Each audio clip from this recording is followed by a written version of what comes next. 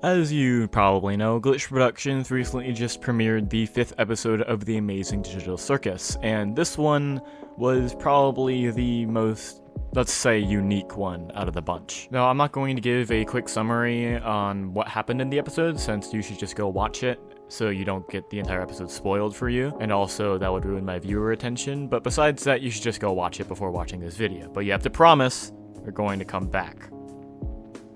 Alright, good. To my knowledge, Gooseworks did describe this episode being the calm before the storm, and I can definitely see that being the case, since there isn't exactly anything very exciting that goes on in this episode. In fact, I would describe it as a lot less exciting and more tame than episode 4 was, which a lot of people actually complain about being too boring, which I think is stupid, but whatever. I do have to mention though, that the humor in this episode, at least just for me, for some reason was just the funniest thing ever. I don't know if it's just because random equal funny is actually just my type of humor, or if that was true for everyone, but I just found this episode probably the most funniest, or at least the one with the best humor out of the entire series so far. I don't know, I just caught myself smiling more and genuinely laughing at some good gags they did in the show. Hi!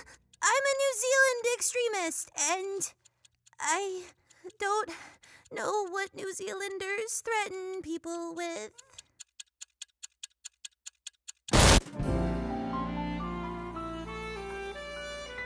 Another thing I'm going to mention is, of course, the animation is amazing, but as this series goes on, you can slowly see how each character becomes more expressive with the type of animation that they're doing. And I just want to call that out every time I review one of the Digital Circus' episodes, since it's, again, not exactly a huge achievement, but it's also something to keep attention to and something to appreciate and not forget about. Also within this episode, if you didn't notice while they are at the bar during one of their many adventures they go on in this episode, you do get a little bit of backstory on, I'm pretty sure, everyone else in the Digital Circus' cast, like their background of before they got into the Digital Circus or got trapped in whatever, which I found a little bit odd. I noticed it before in previous episodes, but the fact that they remember their past, I found a little bit strange, since in the pilot we were told that they don't remember anything when they entered the Digital Circus, which I guess it was never specified whether they just don't remember anything going in and then slowly regain their memories, or if that plot point was just retconned, or maybe it will be explained later. It could be part of an overarching theme where some of the rules of the Digital Circus are kind of breaking. We do kind of see this in the same episode, as Jax is put through a lot of, I don't want to say torment because he kind of deserves it, but a lot of things in general. And the first time that it happens, like him being turned into a vegan, he described that he thought that Kane wasn't able to do it, implying that he wasn't really able to mess with the humans within the Digital Circus. So maybe a lot of the laws or rules in this circus, or Digital Circus, or whatever, are slowly breaking apart, as does Kane, because you can slowly see him kind of get more angry and unstable as the episode goes on. I don't know though, it's probably just a plot hole, and hopefully they address it, or maybe I'm wrong. I don't know, you'll have to let me know in the comments. Aside from the plot hole that this scene creates, it was still pretty interesting to see every character's backstory on before they went into the Digital Circus. Although it was never outright said, Gooseworks did kind of tweet about it and also post about it on Tumblr, I think is where she posts, about each character's background.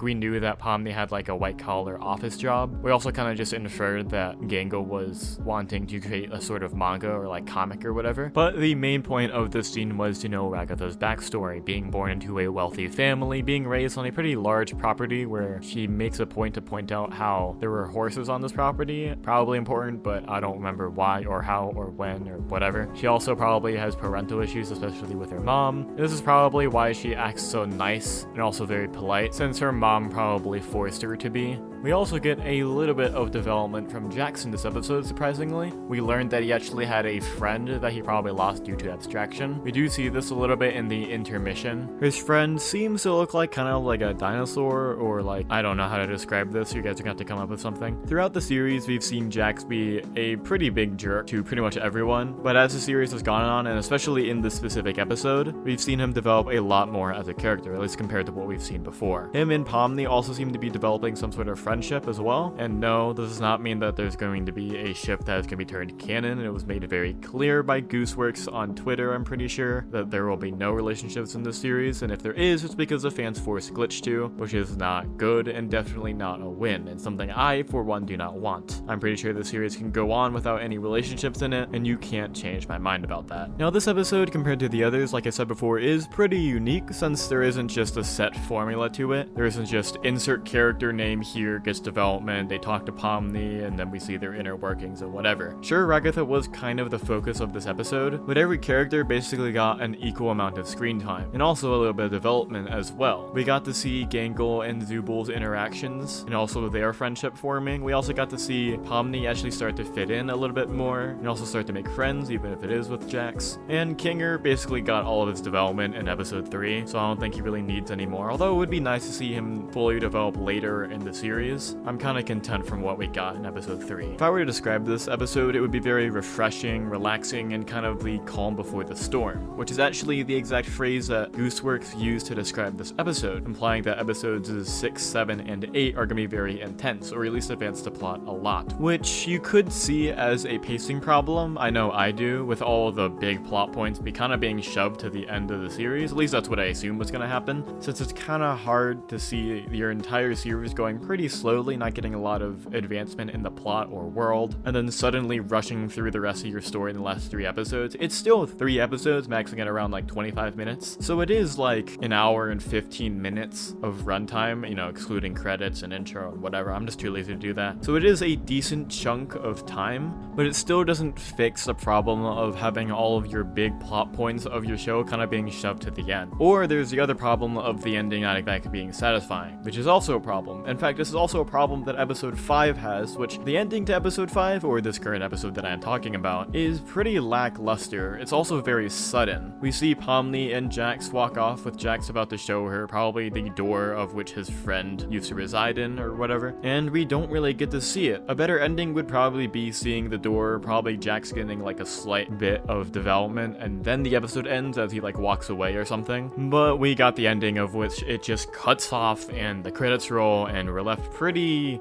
unsatisfied.